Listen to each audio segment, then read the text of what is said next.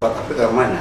Nah, saya akan mengatakan, ya, saya dilahirkan di Bukit Tinggi, itu Luhak Agam. Dibesarkan di Payakumbuh, itu Luhak 50 Koto. Asli saya, kampung halaman, kampung negari saya itu di daerah Batu Sangkar, itu Luhak Tanah Datar. Jadi saya betul Minang. Lahir di Bukit Tinggi, di sekolah di Payakumbuh, itu dibesarkan di Payakumbuh. Kemudian kembali ke Bukit Tinggi, ya, ke SMA. Dan jadi mahasiswa saya di Gajah Mada. Dan apa pilihan saya? Ya, mengapa saya sekolah jurusan waktu naik di atas kapal? Saya dan kawan-kawan sama tamat SMA sama-sama bercita masuk apa, masuk fakultas apa kita. Pada waktu saya sekolah itu, kita masuk mana saya bisa terbuka, karena berapa orang lah yang tamat SMA pada waktu itu. Ada kawan-kawan saya, ada masuk fakultas ekonomi, saya masuk hukum, saya masuk ini segala macam. Nah, waktu itu saya sudah berpikir, kan ada pembagian kerja. Nah, ada seorang kawan saya akhirnya masuk dia ke fakultas sastra, belajar bahasa. Akhirnya dia ambil profesor bahasa Indonesia di Malaysia. Nah, saya pikir juga, saya bagaimana? Akhirnya saya masuk fakultas sastra juga, di sejarah. Itu pilihan.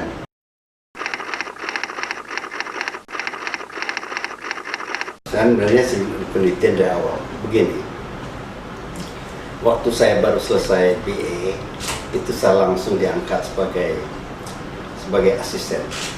asisten sejarah Eropa, karena pada waktu itu dosennya ada orang Amerika, ada orang Inggris, ada orang India. Jadi entah apa dasarnya saya langsung diangkat asisten, dan sibuklah saya belajar Eropa, ya. Dan kemudian saya menulis skripsi, sampai sekarang satu-satunya skripsi tentang Eropa. Saya diajak oleh guru saya, Profesor Sartono, waktu itu masih Dr. Andes Sartono Kartodirjo. Dia ajak saya pindah ke Jakarta supaya saya bisa dikirim ke luar negeri. Ada janji ya, saya akan dikirim ke Australia. Ya, saya pindah, tapi dengan janji kalau saya diperlukan di Gajah Mada, saya akan datang. Jadi ternyata saya masuk MIPI, waktu itu namanya Majelis Ilmu Pengetahuan Indonesia. Baru 2-3 bulan saya masuk di Majelis Ilmu Pengetahuan Indonesia, saya diangkat sebagai pejabat kepala urusan ilmiah.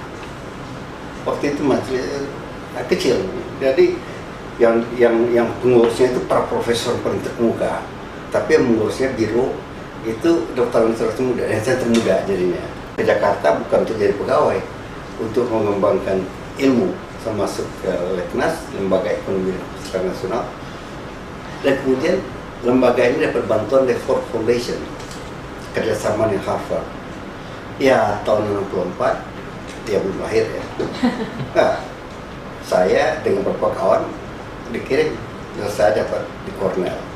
Di Cornell, waktu harus menulis, saya mulai mempelajari kampung sendiri. Jadi di tahun kedua ada, bagusnya di Cornell itu di Amerika juga. Ya. Kita kalau untuk master ada yang sebut satu major, ya, studi utama, dan ada minor, studi kedua. Nah, saya ambil major sejarah. Nah, minor saya itu antropologi.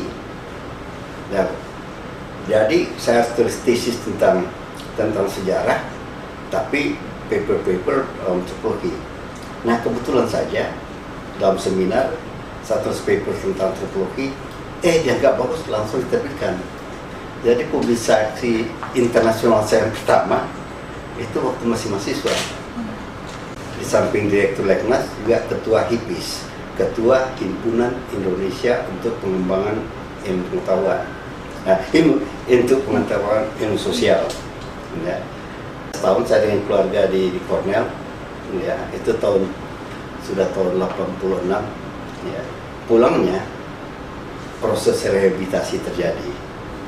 Cuma kemudian saya diberitahu, ada kawan tanya, tahu nggak apa sebab Ketua LIPI senang benar mendukung Anda pergi ke luar negeri? Ya enggak, Pak Dodi memang orang baik semua. Bukan karena baiknya, apa? 3 hari waktu dia baru diangkat jadi ketua DPI, didatangi oleh orang Bakin. Orang Bakin tanya, kok orang ini belum diberhentikan? Oh. Karena saya sebelum itu sudah diintegrasi ke 4 kali. Dikira saya orang jelek, padahal saya orang baik. Jadi ya reputasi ya sudah, tapi ya tentang tentu tidak terpakai. Itulah ceritanya. Baru terpakai lagi di LIPI, ya bisa diangkat lagi. Jadi saya satu-satunya orang yang punya SK Presiden untuk dua SK Presiden untuk jabatan yang sama, ahli peneliti utama. Itu SK Presiden. Saya dapat 2, satu dianggap tidak ada, satu lagi resmi. Yang pertama itu memang diberitahu sudah ditandatangani Presiden, tapi tidak akan diberikan kepada kamu. Itulah ceritanya. Mengapa saya jadi peneliti, ya sudah bagian dari hidup jadinya.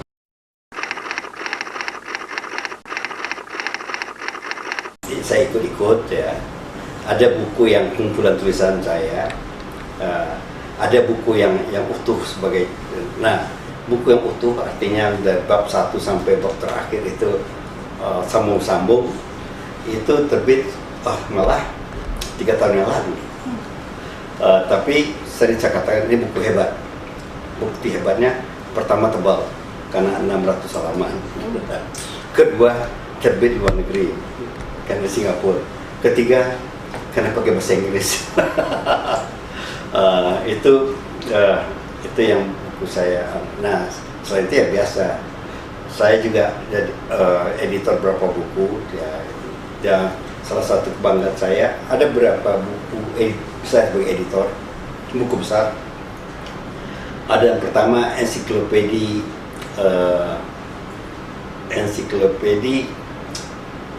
tentang Islam ya. Pokoknya 8 lupa namanya ya. Dan itu ada 6 jilid, setiap jilid ada editornya, ahli-ahli Islam, tapi editor utama saya. Jadi ada tentang sejarah Islam awal, kemudian ada tentang pemikiran Islam, ada tentang Islam di Asia Tenggara, ada. Nah kemudian yang 9 jilid saya juga editornya tentang sejarah Indonesia. Sejarah Indonesia disebut Indonesia dalam arus sejarah. Nah, sebab kalau dipakai sejarah nasional itu orang cerita tentang Jawa aja, kayak Jawa aja yang punya sejarah. Tapi kalau Indonesia dalam arus sejarah, ya tentang Bima, tentang Lombok, tentang Bali, tentang Aceh, itu 9 jilid. Nah saya juga editor utamanya, setiap jilid ada editornya. Nah, dan kemudian juga ada beberapa ensiklopedia yang juga saya ikut mengisi, yang dari Britannica, ada itu aja, kebetulan saja.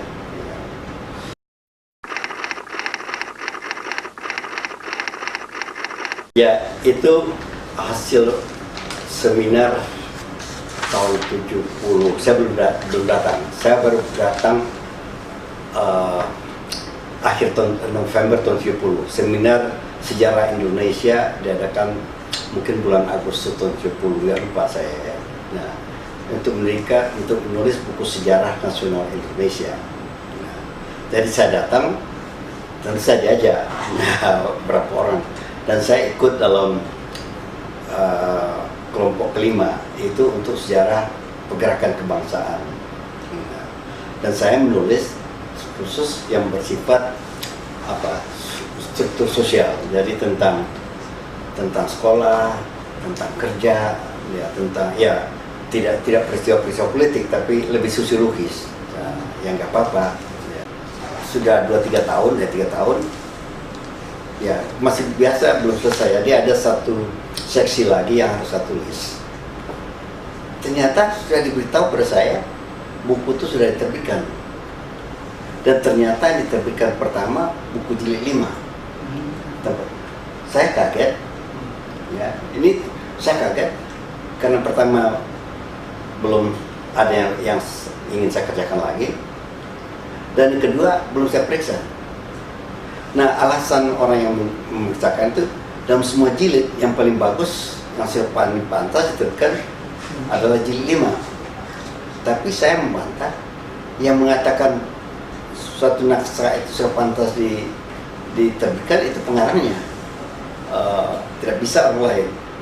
Jadi saya marah gitu, ya saya cabut nama saya.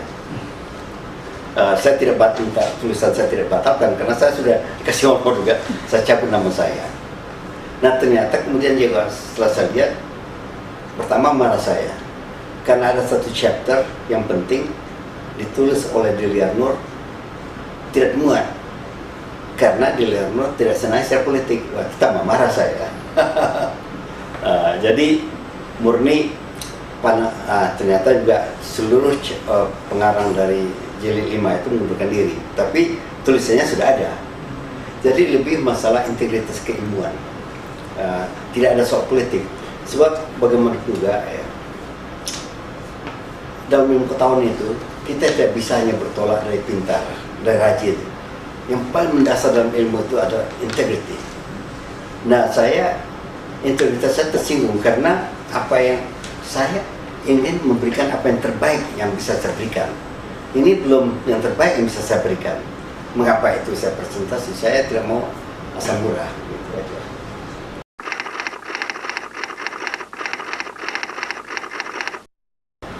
Ini saya diminta jadi anggota Akademi Jakarta setelah Pak Takdir meninggal. Dulu kan anggota Akademi Jakarta hanya 10 orang.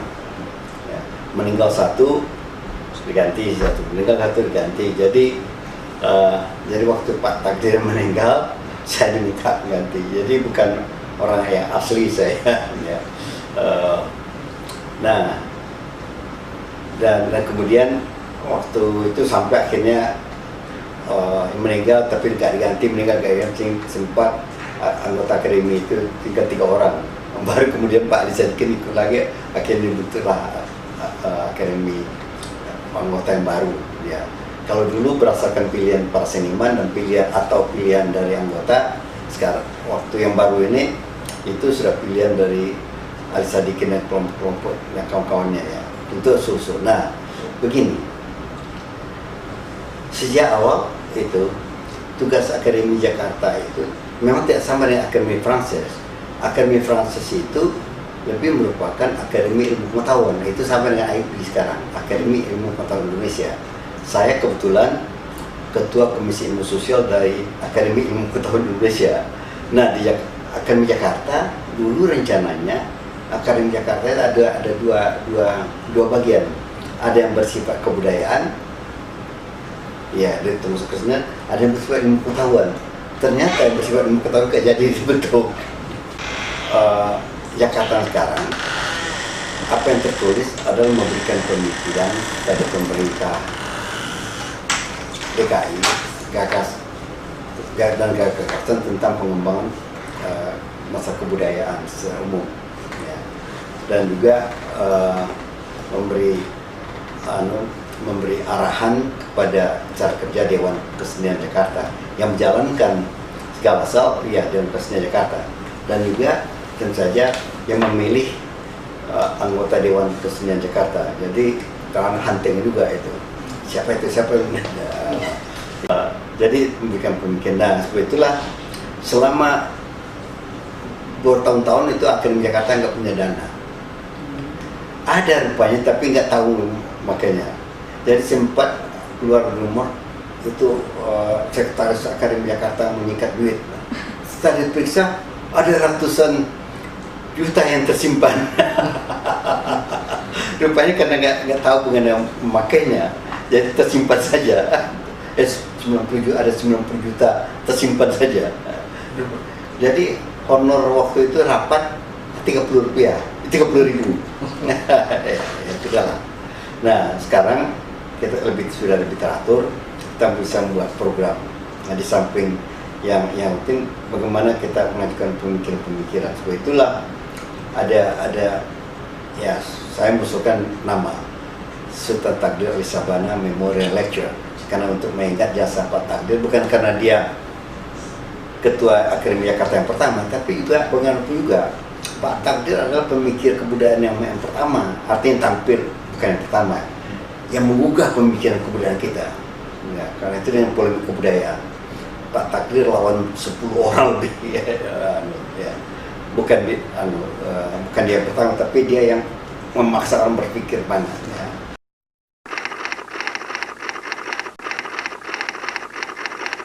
Sejarah, ya, itu ada dua sisi dari sejarah. Pertama itu adalah masalah ilmu pengetahuan. Ya. Tidak semua orang bisa bicara sejarah. Membaca itu bisa, ya. Ada teknik penelitiannya. Ya. Salah satu masalah bagaimana membaca, ya, apakah yang ditulis ini benar atau tidak. Ya. Kalau orang bercerita, apakah yang diceritakan itu benar atau tidak. Jadi karena itulah di samping mengumpul bahan, melihat bahan yang benar atau tidak. Nah, kemudian juga bagaimana merangkaikannya. Terjadi peristiwa malari, apa yang terjadi sesungguhnya. Nah, dari sudut politik mudah, itu orang menentang Soeharto mudah, tapi dari sudut ilmiah bagaimana? Revolusi sosial, revolusi Indonesia mudah dari sudut politik, orang Indonesia ingin merdeka, tapi bagaimana menerangkan, ya, ada orang yang tidak mau ikut, ada yang ikut, bagaimana. Nah, jadi karena itulah untuk belajar sejarah itu, ya, kita mempelajari juga di samping membaca bahasa sumber, ya, kan tidak sembarang bahasa Indonesia, mempelajari juga masalah teks, jadi gaya tulis belajar juga, dan di samping juga yang lain. Nah, kemudian juga kita harus pelajari memahami cara hidup orang. Mengapa anak muda harus patuh-patuh pada orang tua? Apa dasarnya? Oh ya, ini bagian dari ini. Jadi mengapa orang tua terlalu dihormati di masyarakat sana, sedangkan di sini pangkat tinggi lebih penting. Nah, jadi kita harus belajar juga struktur sosial, jadi belajar juga antropologi dan juga. Jadi itu bagian ilmiahnya. Tetapi sejarah itu kan harus dikisahkan, harus diceritakan. Untuk menceritakan itu, ya, dia perlu keterampilan menulis. Nah, keterampilan menulis itu, ya, saya pergi ke pasar beli cabai itu enggak masalah. Tapi sejarah itu kan karena juga ada aspek menerangkannya. Nah, karena itulah diperlukan juga keterampilan menulis, dan keterampilan yang menulis yang baik itu adalah orang yang punya tes sejarah, sastra. Nah, karena itu kita bisa melihat sejarawan hebat itu umumnya menulis baik, baik, ya. Jadi karena itulah saya katakan juga, ya, apalagi, ya, jangan lupa sastra itu kan walaupun khayal, tapi khayal yang berdasarkan suatu imajinasi yang berdasarkan realitas juga. Jadi karena itu saya juga, ya, untuk menulis, karena saya baca sastra, ya, bukan untuk mata fakta-faktanya, tetapi untuk memahami masyarakat itu. Ya. Karena itulah saya menulis juga, misalnya waktu masih ada kerjasama Belanda Indonesia tentang sejarah. Nah, saya usulkan nanti kita bicara tentang sastra dan sejarah. Setuju. Ya. Dan saya menulis, ya, saya ambil 3 novel. Bagaimana saya sebagai seorang sejarawan, ya, memahami novel ini. Bukan sebagai penggemar sastra. Jadi saya ambil novel Siti Nurbaya, Salah Asuhan, dan Belenggu. Ya, kalau menikmati, ya, nggak ada soal. Tapi apakah saya bisa mengatur masyarakat dengan membaca novel ini? Coba, saya bukan seorang penggemar sastra, tapi seorang sejarawan. Apa yang saya bisa pelajari untuk memberitahu tentang inilah situasi masyarakat Indonesia. Nah, ternyata saya kata, banyak sih, iya memang begitu. Jadi karena itulah mengapa calon sejarawan itu, ya, saya anjurkan juga untuk membaca novel, membaca sastra. Ya. Coba bayangkan, ya, itu berapa saja Khairul Anwar itu kalau main saja, Tapi dengan baca saja itu kita merasa hidup suasana revolusi, suasana anak muda tampil. Coba bayangkan waktu proklamasi itu yang sibuk gini-gini kan anak muda, ya kasar itu saja. Kalau Bung Karno, Bung Hatta agak tenang, tunggu jangan begitu itu anak muda. Nah, coba saya baca saja akhirnya aku kalau sampai waktuku mau iya sudah waktu itu anak muda sudah gila-gila gila-gila angin ini. Paham saya jadinya. Oh iya, jadi saya paham jadinya, mungkin paham saya. Dan ketika apa artinya perang kemerdekaan, saya baca apakah itu tulisan itu plagiat atau tidak ya. Tapi bukan juga Kerang Bekasi tulisan Khairul itu juga terasa benar. Jadi itu yang terjadi, sejarah itu tidak hanya ini ya, tapi juga bagaimana memahaminya. Ya.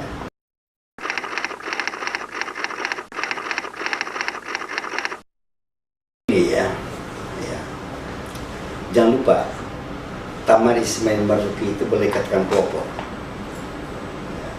Saya masih ingat saya tahun 6 saya research di sini tahun 67 dan pulang kembali ke Amerika tahun 69. Saya sudah merasakan wah ini suasana yang lain. Nah tahun 70 saya kembali sudah selesai sekolah. Itu apa? Taman Ismail Marzuki itu betul-betul memperkenalkan pada saya hal-hal yang ya apa ya sampai sekarang terharu juga saya. Taman Marzuki mula-mula yang saya rasakan adalah memperkenalkan pada saya, lupakan orang lain ya, hal-hal yang milik bangsa yang saya hanya tahu tulisannya, tapi hanya tahu bahwa itu ada tapi nggak tahu apa. Ya, itu bagi saya. Dan kedua yang saya rasakan juga, nah itu yang kurang sekarang. Taman Marzuki itu setiap bulan ada seminar-seminar, ceramah-ceramah. Ya. Itu memberikan wawasan-wawasan. Jadi tahun 70-an itu pemikiran-pemikiran baru muncul. Ya. Saya bangga juga, malah saya minta juga untuk tampil. Nah, ada nama saya Taufik Abdul-Rahman. Waduh, saya lihat saya mau kantor.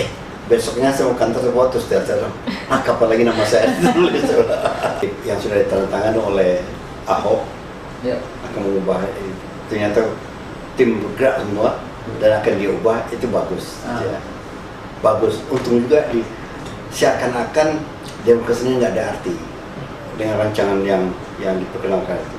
Sekarang terbangkit, saya sudah ikut juga di kantor gubernur. Ya. Nah akan diubah, disesuaikan. Nah, itu kan berarti bagus juga kena.